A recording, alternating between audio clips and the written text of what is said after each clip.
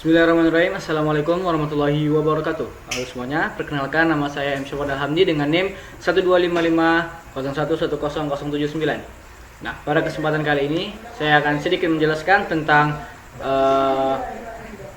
pembelajaran PBO atau pemrograman berorientasi objek dengan topik enskapsulasi dan abstraksi, kontrol akses, data hiding, properties, name muggling, abstract base,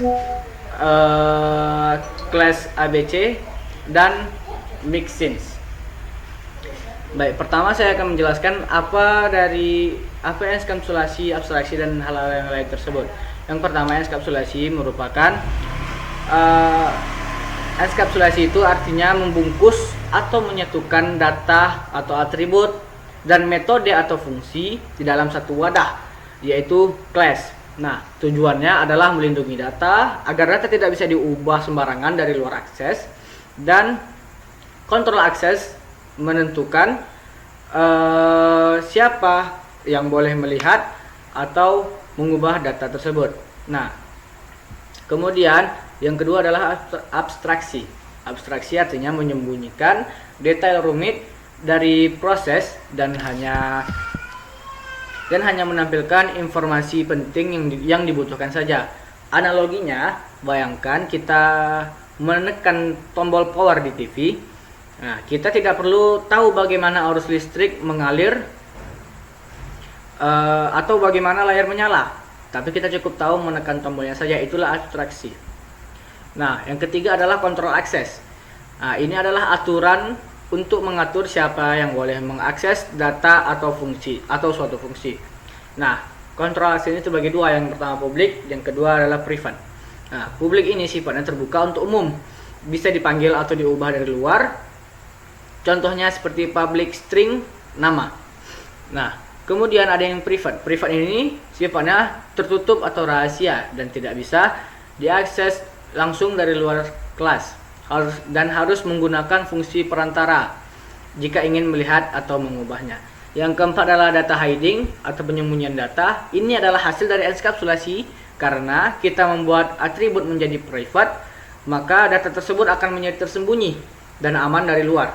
Kita hanya mengizinkan perubahan data melalui cara-cara tertentu saja.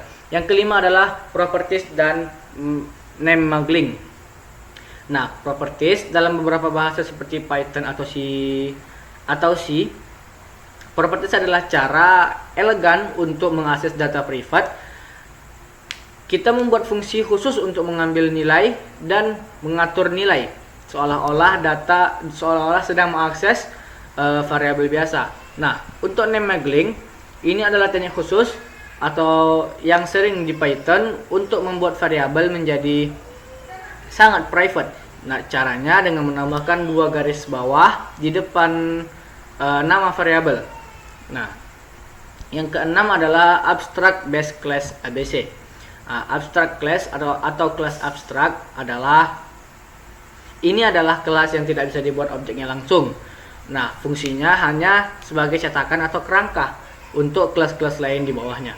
Nah, yang ketujuh adalah mixins atau yang biasa disebut campuran atau tambahan. Ini adalah kelas khusus yang berisi kumpulan metode atau fungsi tertentu yang bisa ditempelkan atau diwariskan ke kelas lain.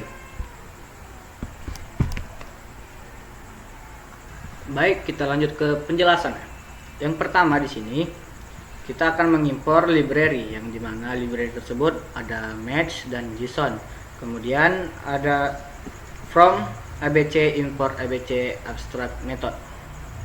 Nah, import match ini kita mengimpor library yang modul matematika. Kemudian import JSON, kita mengimpor library untuk mengolah data JSON. Dan from ABC, import ABC digunakan untuk membuat kelas abstrak atau belum dipakai di kode ini, tapi biasanya untuk OOP lanjutan. Kemudian di sini kita akan print judul program kita. Nah, di sini sama dengan 55 ini digunakan untuk mencetak karakter sebanyak 55 karakter sama dengan sebanyak 55 ini hanya untuk tampilan output agar lebih rapi di terminal. Kemudian selanjutnya kita akan membuat kelas mahasiswa. Nah, di sini kita membuat kelas mahasiswa yang dimana berisi dev dan isinya di sini adalah nama mahasiswa, NIM, nilai. Kemudian di bawahnya untuk self ini untuk kita mengisi nama, NIM dan nilainya. Kemudian ini merupakan self ini merupakan variabel publik. Selanjutnya di bawah dev yang di bawah merupakan sebuah metode untuk menampilkan data mahasiswa, yang dimana data mahasiswa tersebut berisi nama, NIM, dan nilai mahasiswa. Kemudian selanjutnya kita membuat sebuah objeknya, yang dimana objek di sini yaitu mahasiswa itu tersendiri, yaitu namanya dan NIM-nya dan nilai dari mahasiswa tersebut. Nah, yang kedua kita akan menjelaskan data hiding. Data hiding di sini, yang pertama di sini kita membuat judulnya yaitu data hiding, dan garis miring n plus sama dengan 55 ini hanya untuk tampilan di terminal agar lebih mempercantik output saja. Kemudian kita lanjut, kita membuat kelas rekening, yang dimana berisi konstruktor, yaitu ada init dalam sebuah dev. Ini dipanggil saat objek dibuat, dan parameternya itu adalah pemilik dan saldo awal. Kemudian self pemilik dan self saldo ini merupakan sebuah data hidingnya atau private variable. Nah, kemudian dev selanjutnya, dev store ini merupakan metode, yaitu metode menabung. Logikanya if ini untuk memastikan jumlah store valid, dan save saldo yang ada di if ini untuk menambahkan saldo. Kemudian print jumlah saldo itu untuk untuk format angka dengan pemisah ribuan, contohnya 1000 sampai 1 juta. Kemudian dev tarik ini merupakan sebuah metode menarik uangnya, yang dimana logikanya if jumlah ini if jumlah ini print saldo tidak cukup, ini untuk saldo yang tidak cukup. Kemudian else ini untuk elif ini untuk jumlah saldo yang tidak valid. Kemudian else di sini adalah untuk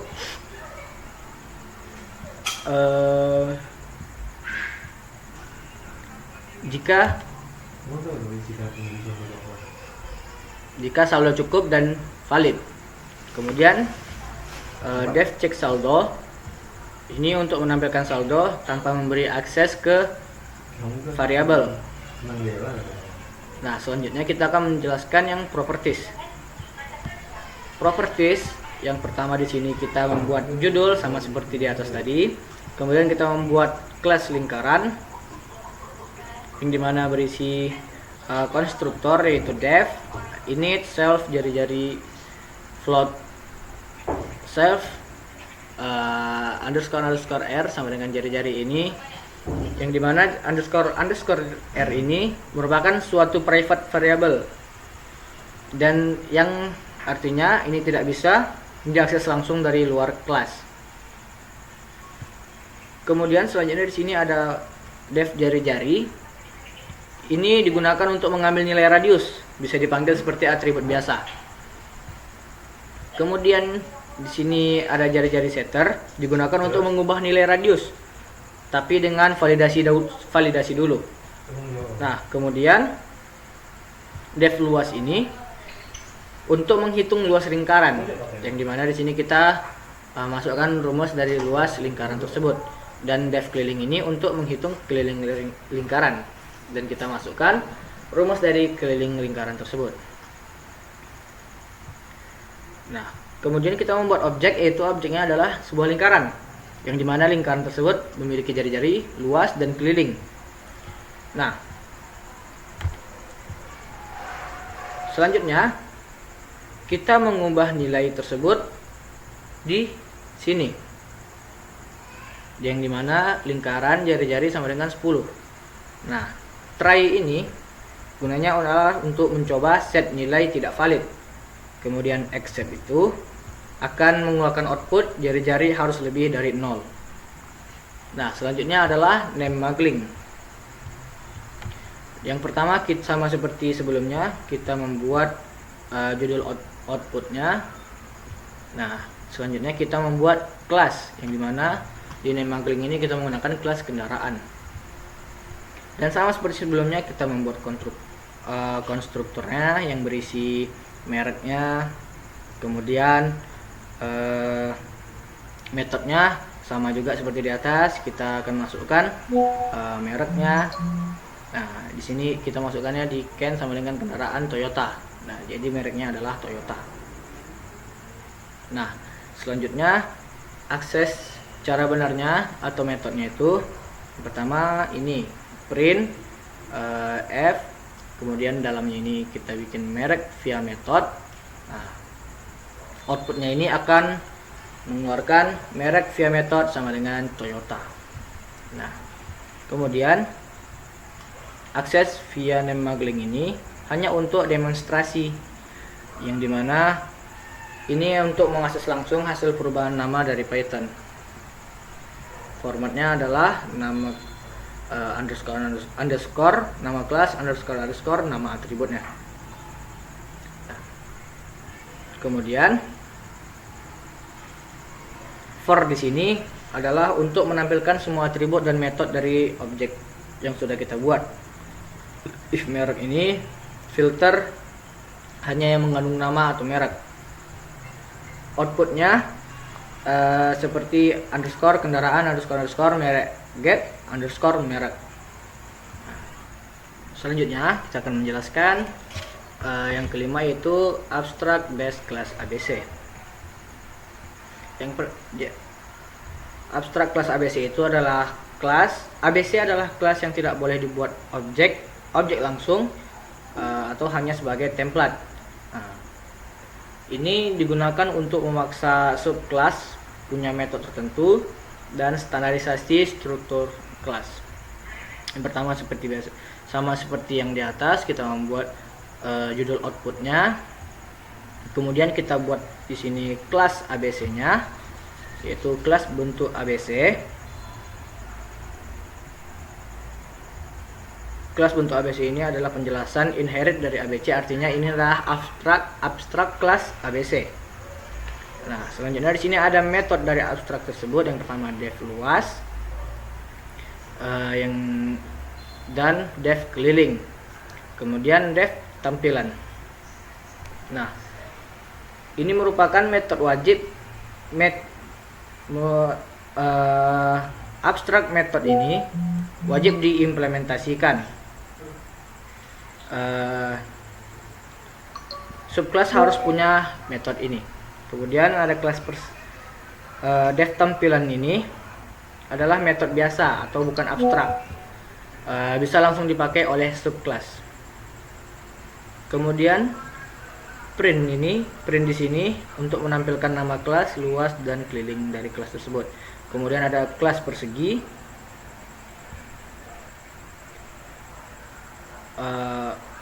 Kemudian ada kelas persegi yang mana merupakan turunan dari bentuk dan wajib diimplementasikan, yang mana yaitu luas dan kelilingnya.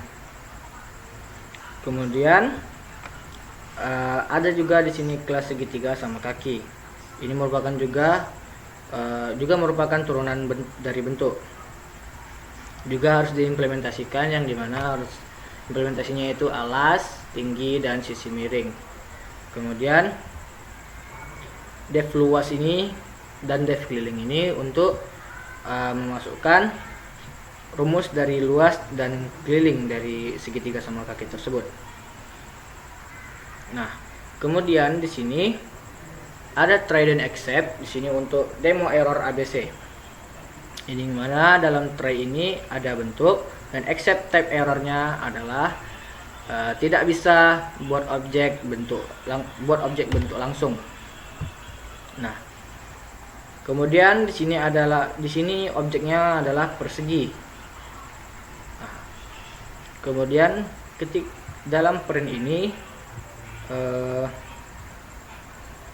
akan mengeluarkan output persegi luasnya sama dengan 25,00 dan kelilingnya 20,00.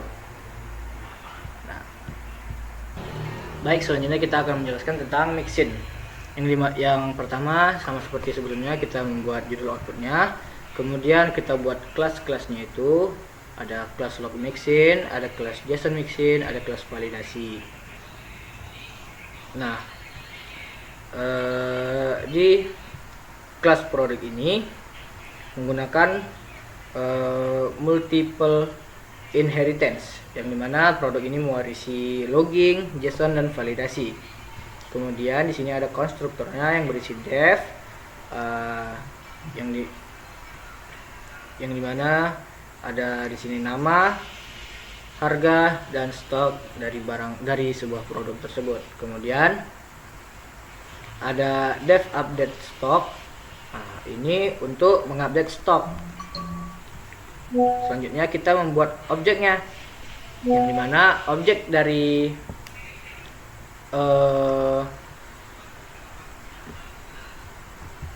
produk tersebut objeknya adalah sebuah produk tersebut, yang dimana produknya adalah laptop yang berharga 12 juta dan memiliki stok 10 unit. Produk log ini merupakan sebuah loggingnya, yang dimana outputnya adalah produk baru dibuat. Nah, produk validasi akan mengeluarkan output semua valid. Nah, update stock akan mengeluarkan output stok diperbarui menjadi 15. Karena di sini kita update stoknya, yaitu kita menambahkan 5 stok. Yang awalnya stoknya ada 10 stok, tambah 5 menjadi 15 stok. Nah, kemudian print data produk dalam JSON ini akan melakukan output nama laptop, harga laptop, dan stok laptop tersebut yang sudah diupdate tadi.